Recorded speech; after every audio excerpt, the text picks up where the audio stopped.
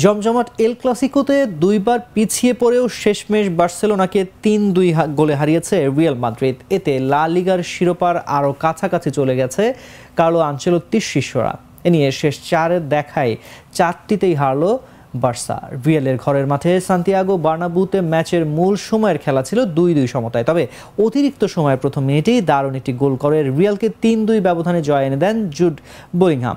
দুইবার এগিয়ে গিয়েও শেষমেশ রিয়ালের কাছে হার মানতেই পারছেন বার্সা কোচ জাভি হার্নান্দেজ ও গোলরক্ষক মার্ক আন্দ্রেটার।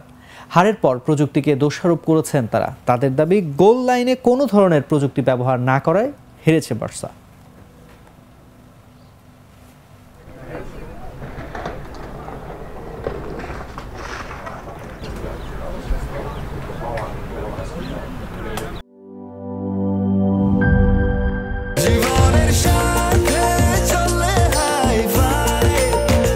স্বাস্থ্যকর অল টাইম ফ্যামিলি কেক, সব সময় অল টাইম হেলদি লাইফ।